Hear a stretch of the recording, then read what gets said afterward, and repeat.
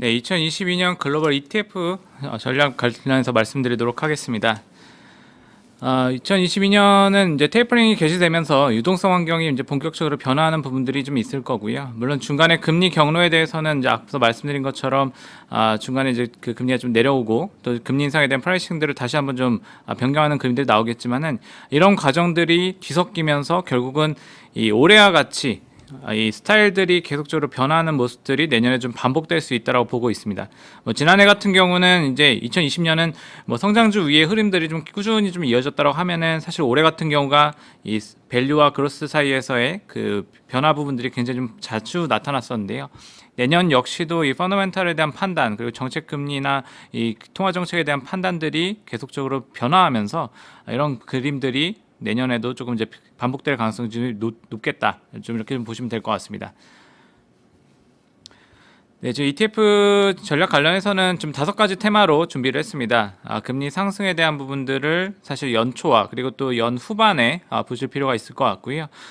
실적 개선에 대한 모멘텀들을 가지고 3가지 산업들을 좀 꼽아봤습니다. 그리고 이 기후 변화에 대응하는 사실 신재생 에너지 관련한 ETF들도 많이 얘기가 되고 있지만은 조금 이제 우라늄이나 농산물 같은 것들도 저희가 볼 필요가 있다고 생각하고 있고요.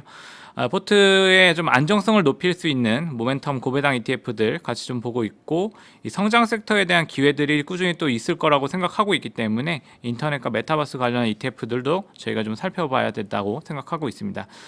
결국 종목군들은 좀 총 24개고요. 일단은 이 종목군에서는 사실은 이제 그 업종별로 묶이는 부분들이 있기 때문에 이런 과정들에서 조금 이제 선택의 이슈로 좀 대응하실 필요가 있다. 이렇게 생각해 보시면 될 것 같습니다. 금융업종 결국은 이제 은행과 관련한 ETF들이라고 보시면 될 것 같은데요. 일단은 이제 금리 상승에 대한 모멘텀들을 충분히 가장 이제 대표적으로 좀 수혜를 받을 수 있는 업종이라고 보시면 될 것 같습니다.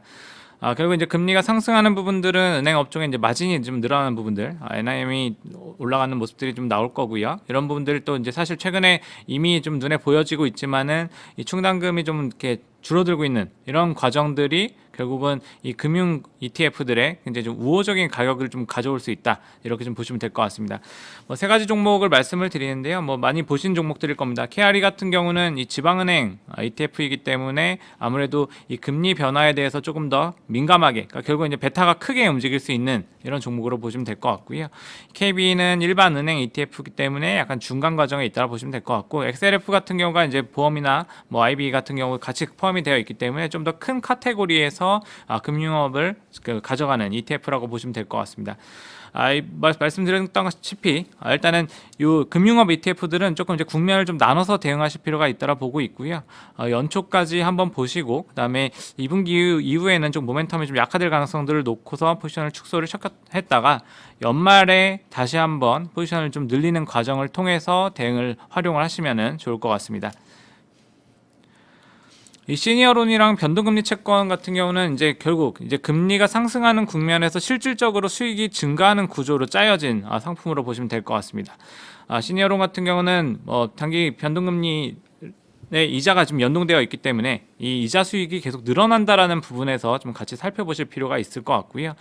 이 금리 상승기에 수익이 증대된다라는 부분들이 결국은 좀 관심사라고 보시면 될 것 같습니다. 이 시니어론 ETF 같은 경우는 이제 SRN이랑 BKLN 이 두 종목들이 이제 대표적인 종목이 되겠고요. 지금 최근에 그림들 보면은 시니어론의 대표 수요처 앞서 크레딧에서도 말씀을 주셨겠지만은 이 시에로와 같은 이런 종목들의 반응이 계속 증가하면서 수요가 계속 꾸준히 늘어나고 있는 부분들도 이 시니어론에 대해서 굉장히 좀 우호적인 환경이 만들어져 있다고 보시면 될 것 같습니다. SRN이랑 BKLN이 이제 시니어론 ETF 가장 대표적인 종목들이라고 보시면 되고요. 이 차이점은 얘가 액티브고 BKLN이 패시브 종목이다. 이렇게 좀 이 차이점들로 보시면 될 것 같습니다. SLN 같은 경우는 이 신용등급 전망이나 국가 배분까지 고려가 되면서 이제 액티브하게 운용이 되기 때문에 조금 이제 공격적으로 좀 운용이 된다고 보시면 될 것 같고요. 현재까지 성과 측면에서는 이쪽이 조금 더 위에 있기 때문에 SRN에 대한 관심을 좀 가져가시는 것들을 추천드리고 있습니다. FLOT 같은 경우는 이제 그 변동금리 채권을 가지고 구성된 종목이고요. 단기 채권들, 단기 변동금리 채권 가지고 구성이 돼서 금리 변동에 따라서 이자 수익이 늘어나는 부분들로 구성된다. 이렇게 좀 보시면 될 것 같습니다. 실적 개선 기대가 높은 섹터 6종 이렇게 ETF들을 좀 꾸려봤고요. 이 업종은 사실 이제 그 나눠서 보면은 이 산업재, 에너지, 자유소비재 이렇게 좀 한정해서 보시면 될 것 같습니다. 이 세 업종 같은 경우에 뭐 올해도 주가 상승률이 좀 꾸준히 좀 나타나고 있지만은 내년까지도 이런 실적 개선을 바탕으로 해서 긍정적 흐름 좀 이어질 수 있다라고 좀 보고 있고요. 이 산업재 같은 경우는 이제 페이브랑 XLI 같은 경우가 대표적으로 이제 관련해서 볼 수 있는 ETF라고 생각을 하고 있습니다. 페이브 같은 경우는 이제 조금 더 컨셉을 좀 테마성으로 좀 잡는 이런 종목이라 보시면 되는데요. 이 미국 인프라 기업들을 가지고 이제 종목 구성을 합니다. 결국은 이제 산업재나 소재, 뭐 유틸리티 그리고 뭐 기타 IT나 이런 종목들까지 같이 편입이 되는 구조이고요. 이 종목 같은 경우는 사실 운용사에서 조금씩 이 비중을 상황에 맞춰 가지고 좀 조절을 하기 때문에 조금 더 적극적인 운용이 진행되고 있다. 이런 부분에서 좀 보시면 될 것 같고요. 지금 인프라 정책들이 지금 추진이 되고 있는 상황에서 사실 지금 보면은 이 물류에 대한 부분들도 결국은 인프라 투자에서 풀어야 되는 부분이고 전반적으로 이 내부 운송에 대한 이슈들도 계속적으로 좀 문제 제기가 되고 있는 상황에서 투자가 늘어나고 있기 때문에 이런 과정에서 수혜가 내년까지도 눈에 가시화될 수 있다 이렇게 보시면 될 것 같고요. 이 XRA 같은 경우는 이 산업재 기업들, 그냥 산업재 그 섹터 ETF라고 보시면 될 것 같습니다. 기계, 물류, 운송 업종 같은 이런 업종들을 가지고 이제 구성하는 종목으로 보시면 될 것 같고 이 페이브보다는 조금 이제 그 약간 패시브한 성향을 좀 더 가지고 있는 종목으로 좀 보시면 될 것 같습니다. 에너지 업종 같은 경우는 XOP랑 XL이 두 가지를 좀 말씀을 드리는데요. 에너지 업종 같은 경우는 대표적으로 좀 사실 그 경기 민감 가치 컨셉에서 계속적으로 좀 눈에 끌리는 이런 업종 중에 하나입니다. 사실 그동안 워낙에 부진했었기 때문에 올해 굉장히 오랜만에 반등을 시작했고 올해 좀 많이 올랐지만은 아직까지도 S&P 500이 트렌드랑 보면은 상대적인 그 밸류에이션 자체는 여전히 좀 낮은 수준에 있다라고 볼 수 있기 때문에 에너지 기업들도 저희가 좀 살펴볼 필요가 내년에도 있다라고 보고 있고요. 지금 에너지 같은 경우는 사실 이제 수급 쪽에 대한 이슈들이 쉽게 풀리진 않을 것 같습니다. 그래서 이런 부분들이 내년에도 실적에 좀 우호적인 환경을 좀 조성해 줄 수 있다라고 보고 있는 거고 둘 중에서는 사실 이제 XOP 쪽으로 조금 더 이제 무게 중심을 두고 살펴보실 필요가 있습니다. XOP 같은 경우가 이제 그 원유나 가스 탐사 기업들을 좀 포함하는 이런 컨셉을 가지고 있기 때문에 조금 이제 유가에 대한 민감도가 살짝 좀 더 덜 할 수 있다는 부분들을 좀 보시면 될 것 같고요.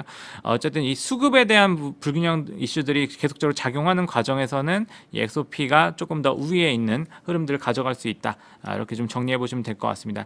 이 자유소비재 ETF 같은 경우는 뭐 대표적으로 경제 정상화 과정에서 수혜를 볼 수 있는 이런 업종이라고 보시면 될 것 같고요. XLY랑 VCR 이 대표적인 두 가지 종목이 있습니다. 차이점은 XLY 쪽이 조금 더 대형주 중심으로 구성이 되어 있다라는 그 특징을 가지고 있고 VCR 같은 경우는 조금 더 이 비중을 좀 고르게 가져가는 이런 특징을 가지고 있습니다. 그래서 중소형 비중이 조금 더 높다라는 특징을 가지고 있고요. 이 두 종목 모두 이 아마존과 테슬라, 홈디포의 비중이 조금 더 큰 측면을 가지고 특징을 가지고 있다는 부분들도 참고해서 좀 보실 필요가 있을 것 같습니다. 지금 기후변화 관련해서는 제가 우라늄이랑 농산물을 말씀을 드리는데요. 이 우라늄 같은 경우는 사실 이제 원전이랑 같이 보시면 될 것 같습니다. 이 탄소 중립 굉장히 좀 최근에 얘기가 좀 많이 되고 있는 대표적인 이제 테마라고 보시면 될 텐데 신재생 에너지들도 굉장히 좀 많이 각광을 받고 있지만은 지금 제가 좀 또 한번 또 더 보고 있는 것들은 이 기존의 전통 에너지에서 신재생 에너지로 넘어가는 과정에서 이 수급 불균형 현상들을 이 원전이 메꿔줄 수 있다는 부분들 저희가 좀 말씀을 좀 드리고 싶고요. 이런 과정들 뭐 최근에 뭐 3분기 이후에 이미 좀 모멘텀들이 좀 붙어주고 있지만은 전반적으로 지금 일부 국가들 보면은 투자 계획들을 계속적으로 좀 증가시키면서 발표를 하고 있다는 부분들 저희가 살펴볼 필요가 있을 것 같습니다.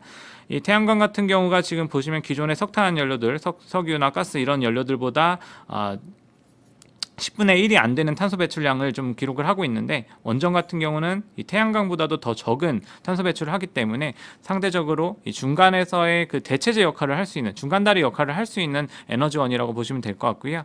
최근에 뭐 프랑스라던가 뭐 유럽 뭐 10개 국가 이상에서 이제 EU 집행위원회에 이 원전에 대한 인정을 좀 요구하고 있기도 하고 뭐 일본이나 중국 같은 경우도 투자 계획들을 좀 계속 발표하고 있기 때문에 이런 모멘텀들이 계속적으로 좀 받쳐줄 수 있는 이런 좀 섹터를 좀 보시면 될 것 같습니다. 같습니다. URA랑 URNM 이 두 종목 보시면 될 것 같고요. URA가 뭐 아까 말씀드린 그 컨셉과 비슷하게 조금 더 대형주 쪽으로 편입이 되어 있는 이런 ETF로 보시면 될 것 같습니다. 조금 더 다양한 구성을 좀 가지고 있기 때문에 이 두 종목 중에서는 URA 쪽을 조금 더 살펴보실 필요가 있다라고 생각하고 있고요. 그리고 또 기후변화의 이제 그 결과로서 나타나는 현상 중에 하나가 결국은 농산물 가격의 상승 부분이 좀 될 수 있을 것 같습니다. 지금 어떻게 보면 이 농산물 관련한 ETF들은 인플레이션 해치 성향도 좀 같이 가지고 있다라 보시면 될 것 같고요. 대표적으로 이 MO랑 DBA 이 두 종목이 있고, 이 MO 같은 경우는 이 농업 기계들 뭐 내지는 그 제약사들, 축산 관련한 제약사들도 들어가 있고, 종자 관련한 기업들 같이 편입을 하면서 결국 주식형 ETF라고 보시면 되고요. DBA 같은 경우가 다른 점이 뭐냐면 이 선물을 포함하는 상품 선물을 가져가는 종목입니다. 그래서 이 주요 곡물 선물을 좀 편입을 하고 있고요. 그러다 보니까 이 가격이 상승하는 과정에서의 수익 부분들이 수익률이 더 긍정적인 부분들, 그러니까 우상향하는 기조들이 같이 동행해서 나타난다는 특징들을 좀 살펴보실 필요가 있을 것 같습니다. 이 모멘텀 ETF 같은 경우는 이제 그 포트의 좀 안정성을 좀 높이는 측면에서 관심 있게 보시면 될 것 같고요. 지금 여기 보시면은 이 두꺼운 선이 이 모멘텀 인덱스인데, 이게 지금 S&P 500 원지수보다 높은 성과를 기록하고 있고, 뭐 성장주보다는 조금 이제 낮지만은 전체적으로 이 플러스 알파를 만들어내는 데 있어서는 이 성과가 충분히 좀 증명되고 있다고 보시면 될 것 같습니다. 결국은 이 모멘텀 ETF라는 것 자체가 결국은 안정적으로 좀 성장을 하고 있는, 상승을 하고 있는 이런 종목들 중심으로 편입을 추세를 보고 편입하는 종목들이기 때문에 조금 이제 약간 이제 시장을 좀 이제 안정적으로 끌어갈 수 있는 이런 종목들로 구성이 된다라고 보시면 될 것 같고요. 최근에 이 업종 구성들을 보면은 약간 이제 경제 정상화 과정에서 같이 좀 수혜를 볼 수 있는 업종들을 고르게 좀 편입을 해가지고 가고 있다. 이런 부분들도 참고 삼아서 보실 필요가 있을 것 같습니다. 고배당 ETF들도 뭐 대표적인 대안이 될 수 있을 것 같고요. 이 중에서는 저희가 SPYD랑 DIB 같은 경우가 이제 미국의 그 대표적인 배당 수익 상위 종목들로 구성이 된 ETF들이기 때문에 이 두 종목을 좀 말씀드릴 수 있을 것 같습니다. 좀 아까 말씀드린 이제 금리의 경로에 대한 이런 부분들의 좀 판단을 같이 본다고 하면은 성장주에 대한 컨셉을 꾸준히 좀 놓지 않고 가야 될 필요가 있다고 보고 있고요. 사실 이제 유동성 환경이 변화하는 부분까지 같이 생각한다라고 하면은 실적을 증명해내는 기업들에 대해서 조금 더 관심을 가질 필요가 있겠다라고 생각하고 있습니다. 대표적으로 FDN이나 CLOU, WFH 같은 종목들을 좀 말씀드릴 수 있을 것 같고요. 이 세 종목 같은 경우는 뭐 사실 좀 잘 알려져 있는 종목들이기도 하지만은 FDN 같은 경우는 대표 인터넷 기업 ETF고요.